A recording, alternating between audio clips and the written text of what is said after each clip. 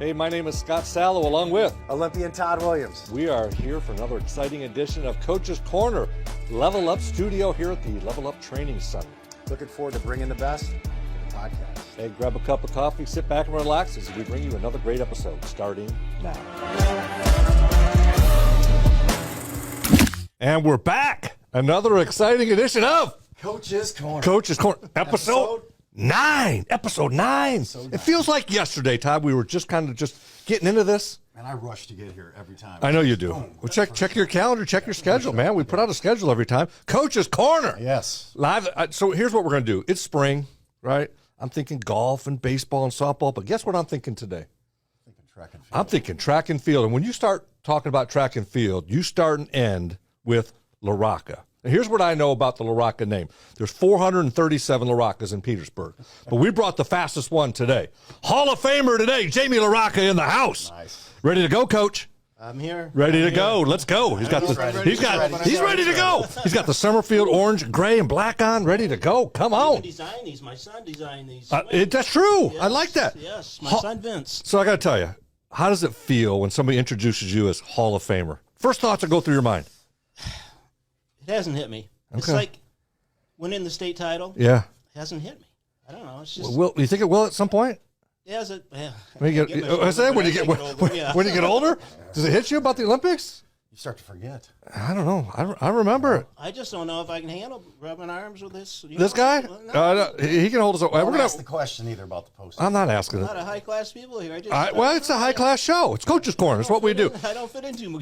So here's what we got to know, Jamie. So set the background for us. We know, obviously, an elite athlete. Your time at Summerfield, right? Yeah. Athlete. I know you're on the Wall of Fame there at the school. So tell us a little bit about your athletic background and then how you got into coaching. Well, to start out, I was fourth grade is when I started, and I had went out to football practice, and I became a manager for football in fourth grade. And that was right across the street. Right across. We grew up right across from a football field. So I started into that, and I was a manager all the way up through into junior high. And then I just started, football and that, and I was very small and started and got into high school, and that's when things changed. Yeah. Speed, I don't know. Speed just got to me there, and I started running track for Bob Edelbrock, very good coach. Legend. Yep. And from there, it just blossomed. I got into football. We used to play football every Sunday on the football field. Yeah, that's right across the street. Oh, yeah. I mean, get your buddies. We're going to the backyard. We're playing in the parking lot. This dude's going across the street. Hey. Did you go tackle?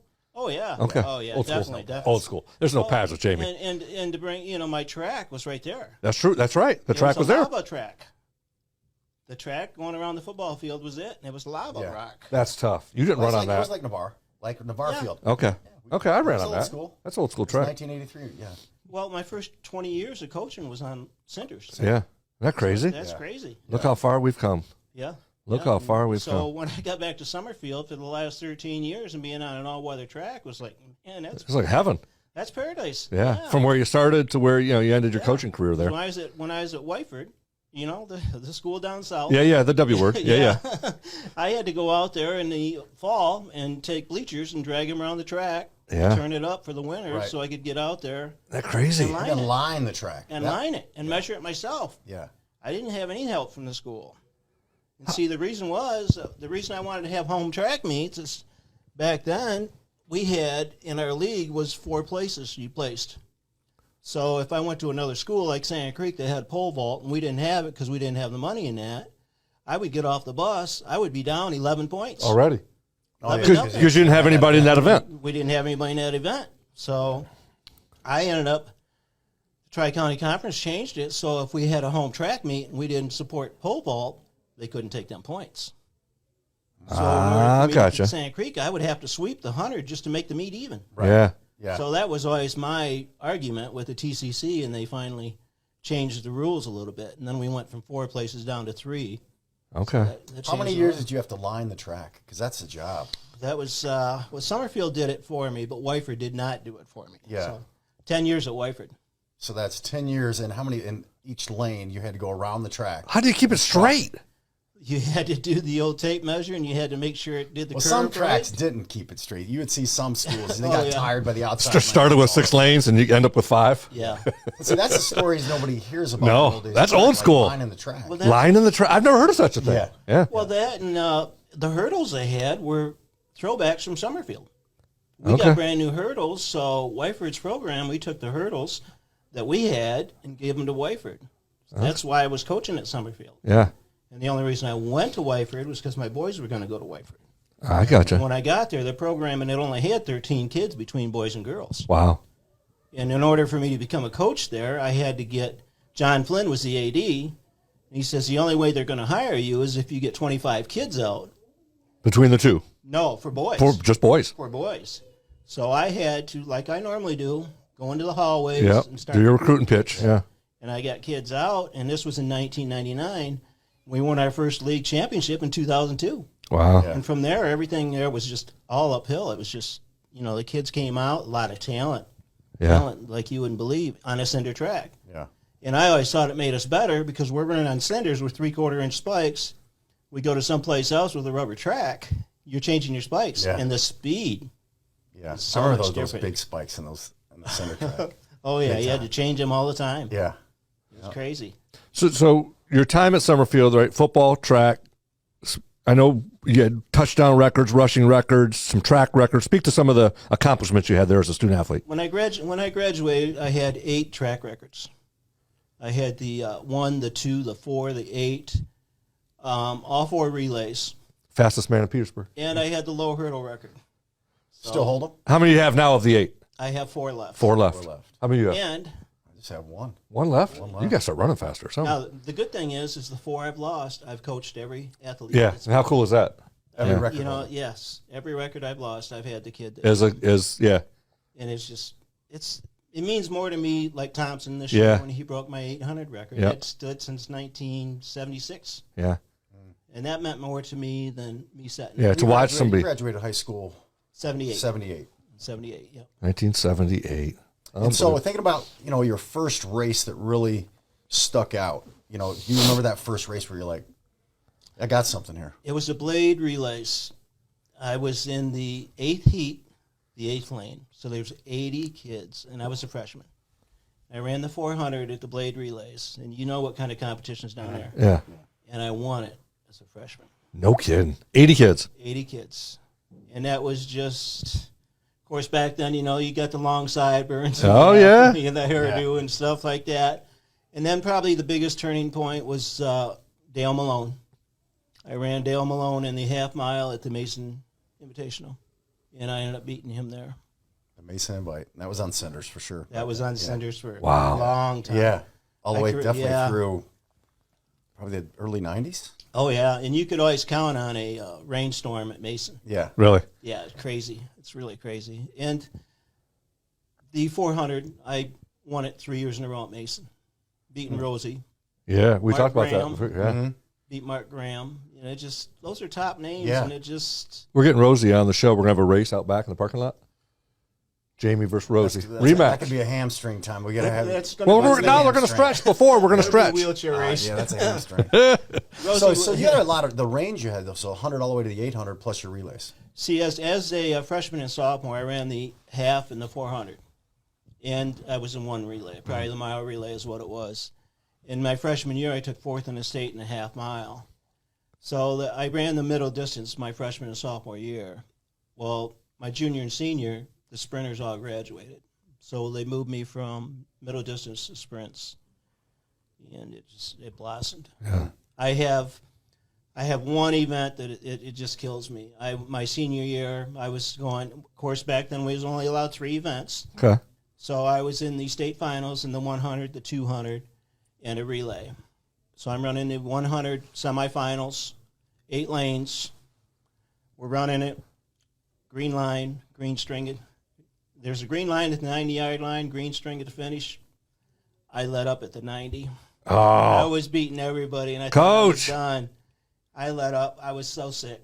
I'll never get that race back. Yeah. That race yeah. still haunts me to this Yeah. day. Still Oh, haunt- I think we all have those moments, you know. I plead to my kids, finish, Finish, yeah. finish, finish. Like the Everything finish line when you is 5 yards past them. Yeah. Oh yeah, I was so sick I didn't want to run the rest of the day.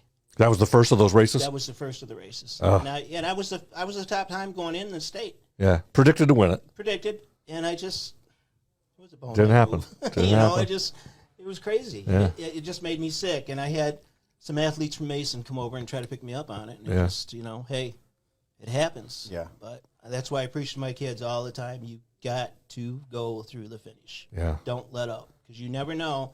Might be looking left, and the guy on the right's going to get you. Yeah. Which is a good life lesson outside of track, right? Just finish the job, man. Keep pushing forward. There was a ton of us. I mean, there was. I'm number 10 in our family size, so there were 16 of us. Wow. I told you. A lot. 9 boys, 7 There- yeah. girls. And when I first came to Summerfield, they said you got to learn 2 names, LaRocca's and Ayats. Yep. And then they intermingle, and then there's Yep. like 2 million of Yep. them. They're married, and I was able to coach a brother 2 years. I coached both my sons and 5 nephews. Yeah. That's That's pretty cool. Yeah, it's something I'll never get back. Yeah. And sports it's really beat my body up, but I wouldn't change it for nothing. So we were talking off air. So how many surgeries, Coach? Listen to this. I just had my 30th surgery. 30. 30th. 30 30. surgeries. It's like the Bionic Man. I was doing the basketball game in January at Bedford St. Mary's Girls, and I shredded my meniscus. So they had to go in and fix it. And I only wanted to do this 40 years of basketball. I've been roughing. Officiating. 40 years. And I've 2 state finals. I've done a boys and a girls, and I've done probably 7 semifinals, the Breslin Center. That's awesome. Wow. But it's just, I'm more comfortable on the basketball floor than I am anywhere. I don't know what it is. I just like being around the kids on the floor. Yeah. And I can be in front of 2,000 people on the basketball floor and not think anything of it. So more nervous, like you're at the state finals running your 100 or officiating a state final. More nervous as an athlete? Athlete. Oh, man, I'm telling you, it'd be 2 minutes before the race would start, and I'd be in You're the sick. bathroom. I'd be in the bathroom. Them Before nerves, your race. you know what it is. Oh, yeah, for sure. Oh, it But a just full house officiating, doesn't bother me a bit. that's something. And I don't know why. It just, and you're only right 50% of the time. Yeah, that's about true. to say, that's That's tough. true. That's Yeah. a tough gig there. But I just, situation. I've been around a lot of people and a lot of good people. Yeah. Sontag, Yep. Dave Bliss, and Ed Wiley broke me in way back in the 80s. So. Wow. So let's go back. Bob Ellerbrock and others. So early influences. Who got you into the coaching? Right. So obviously, superior athlete, student athlete at Summerfield. At some point, you decided to get into the coaching ranks. So some of those early influences. Well, I had 4 coaches. I was a four sport athlete. I only did baseball 2 years because back then you could double. So I baseball and track. And my senior year, I decided I was just going to concentrate on track. Now, Leroy Wood Yeah. was my coach in high school. Wow. He's a Hall of Famer. Legend. Bob Howard was my basketball coach. Okay. He's a Hall of Famer. Yep. Darryl Polder, Hall of my Famer. baseball coach. He's a Hall of Famer. So I mean, there's a lot of good coaches there that show you the right way. Out of those coaches, what sticks out from each 3 that sticks out to you, their coaching philosophy? Probably what I liked most of it is none of them was vocal. I mean, if you messed up, they didn't tell. They just, hey, this is the way you want to do it. So they weren't screamers. Not screamers at all. Leroy, he's got that voice in the morning. I'm telling you, it just wakes you right up. Yeah. Great day to work, boys. Yeah, You great know, day, you're yeah. sitting down there in the wet dew and that, and it's crazy. And he's still coaching. He's Coach still Wood still coaching. coaches like Yeah. 58 years on the sideline for us. Crazy. It's longer than we've been alive. What are we doing? Like coaches. Coach's Corner. We're getting Coach on here. Coach Wood. Oh, might as well. It's Coach's Corner. It's what we do. He's a great guy. Great guy. So out of the 4, I call him Mr. E. He's the only one that didn't make the Hall. Okay. And the way it worked, he had resigned, and I was 4 years out of high school. And rumor had it they couldn't find anybody to coach. So I talked to my wife. I said, I don't know. So I went into the school for an interview, and I thought, ain't no chance I'm going to get it. Next thing I know, Hey, it's my career. Yeah, Really? I'm starting 4 years Wow. out of high school. 4 years out of high school. Yep, coaching, so. So you're 22, 23 years old. Yeah. Your first coaching gig. And that was what year? What year? Your first rookie year? coaching? 1982. 1982. Wow. So you kind of started when Coach Bork started. Oh, yeah. Yeah, that's very similar. Because Bork was 79. Yeah, a very similar story. When we had Coach on, it was building his program up, low numbers to schools. start with, and then a couple years later, I think he was winning league titles and Oh yeah, regional titles. Yeah, And Dave and Cisco. Right. yeah, You know, Frank Conley there. Right. Jim Beck, Dundee. A lot of them rubbing elbows with a lot of them people. yeah. So, and my wife was from Wyford. I met her to track meet.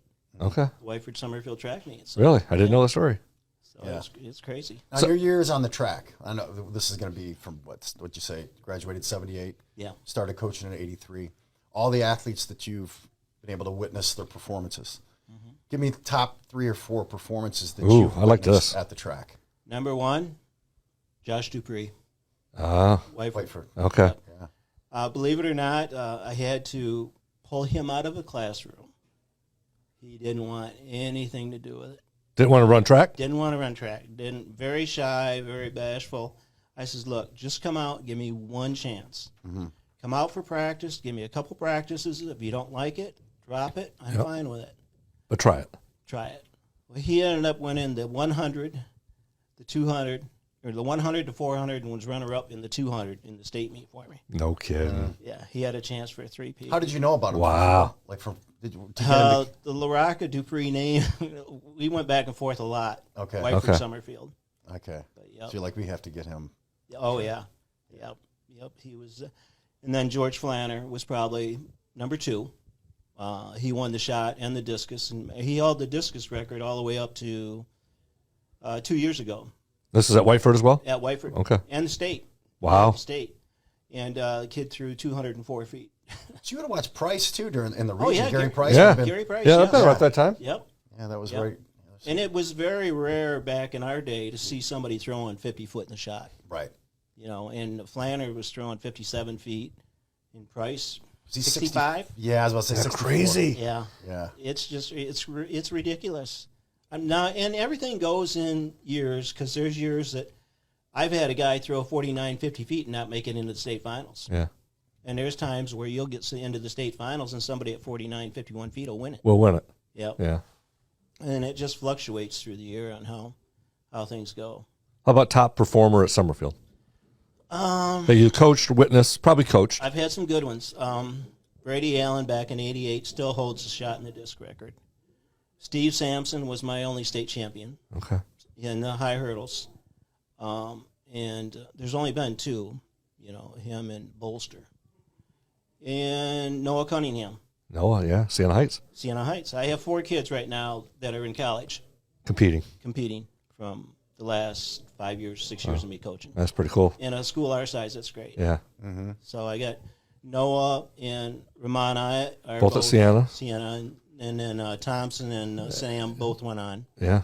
to college. Wow. And both had great freshman years, both of them, Evan Both and of them. Brandon. Yeah, they made some noise. Yeah. Yep. So, but really good. So you were coaching in the mid to late 80s. Yep. Any meets that you remember Todd running in? Well, Would you guys run against Summerfield? at Mason. Mason. Okay, that had to be Yeah. something. Yeah. Yep. Because when I started, I think that was that whole crew from once I left. It was Pitcher, Boric. That crew that came after me was Crazy. As a team, yeah, that was. Crazy. Yeah. We hated going to Mason. I mean, because here we are and here they are. Yeah. We just couldn't compete with that. But we did. I mean, we would. And they used to keep team scores back then. Well, back in the 70s when I was there. Yeah. They used to And we always looked for. We were there all. That was a Long day. Well, most of the invitationals on But that's Saturdays. when it was really a good turnout. You had Bedford, you'd had everybody. The whole there, region. Monroe County. Yeah. showed And I know just in the last couple of years, we had the MVP of the race with Ramon and Nathan Herman from 3 years in a Summerfield. row. 3 years in a row. Yeah. Was the MVP from Summerfield. It was It's still Noah, one of the smaller yeah. schools. Noah, Noah's just Ramon, before I got there. yeah, Okay. And Nathan. And Nathan. And Herman was very good for Yeah. me. And he was a kid that I knew he had the talent. It was just trying to bring it out. Yeah. Trying to get him to get that killer instinct on the track. Noah Cunningham, the funny story about Noah Cunningham is he was baseball number 1. Yeah, I've heard this. We went on spring break, and we were down in Tennessee, down by the Grand Ole Opry. And we were all staying at Opryland, my wife and that, and Noah was in there with his parents. And we had just gotten done with a track meet at Ida 2 days before that. And I said, Noah, you can be a hell of a track athlete, Yeah. His mom says, Jamie, forget it. He's will baseball. Never, He's baseball all the way. Well, by the time his senior year come around, Noah was track. All track. He all track didn't dual sport. He did end up doing baseball. When they went into the state finals there. Yeah. And he ended up running second in the state. Then he turned on and he went to Siena Heights. Now he holds the record. I say he has some records there. Yeah, the javelin and the hurdles. Yeah. And here I used him in the sprints, and not the hurdles. We misused him. Yeah. Coaching there, Oh, we've got a few of those. Yeah. As a coach, too, the quality of the kids, so you're talking about your top level athletes, and we know this, the work ethic, showing up every day, but what's some of the qualities that you've noticed over your best athletes? What made them Hall of Famers? What made them state champs, state qualifiers? Because some kids, they need to hear it. It's determination. I am never one to downgrade my athlete. And when we have track meets, I would always, the day before, we would sit down and go over the team that were coming. And I would go over all their times, their top individuals, and I would actually predict the scores of the meet coming in. If everything held true, you could kind of predict. Probably within 2 or 3 points 95% of the time. Really? On the way the meet is. Yep. If everybody runs what they're supposed to and throws what they're supposed to. Yep. And see, I was always a big man, Todd, about going to invitationals. Yeah. Because I always felt that the better the competition, the stronger I'm going to be. Because you can only get so much out of practice. Right. But if we go to these big meets, you're going to see, my throwers are going to see somebody that throws different. My way might not be the right way. I can show them what I know. Right. But they might see a different technique that's going to work better for them. So I would like to get out there, and then I want my other top guys to be able to compete with the top. And, you know as well as I do, some days in track, you're going to take one step backwards and two forward. Right. Yeah. You're going to have them bad days. Yeah, because I remember getting exposed in Monroe. Coach Work would take us to Mansfield relays, and that's when I remember that. Oh yeah, that was the top of the top. Oh yeah. But you again, then you start talking, and that was before. I mean, we had the Harrier mag. We didn't have access to what these kids have access to, now. But I just remember picking the brains of well, how many miles a week are you? You start finding out what other kids are doing at that top level, right? And then you bring it back home, and you're like, well, I got to keep stepping it up. Yeah. Oh yeah. Well, in the whole kick around, it is like at Summerfield, the baseball team goes to Florida. Yeah. I can't compete with that. Mm-hmm. I can't take 28 kids, 30 kids down to a track in Florida. So I just had to make it fun. Pick up the money. I know it. No pressure, Coach Raymond. I got to fly the kids down next spring. Well, and that's the thing with our program. I was always solo. I didn't have any assistants. Yeah. So I had every event I had to coach. So my main thing for my kids to get my kids out was I tried to make it fun. Yeah. We would go to the big track meets. We would take the grill, the hot dogs, and everything else. And the kids knew when they had to run. They knew when to eat, when not to eat. I just tried to make it fun. And where else do you do it but in track, where you can go out and you can mingle with people? Right. And not only that, it brings out the people that don't have a chance in any other sport. The baseball diamond, you can only put 9 kids on the field, 11 kids on the football team, or 5 on the basketball floor.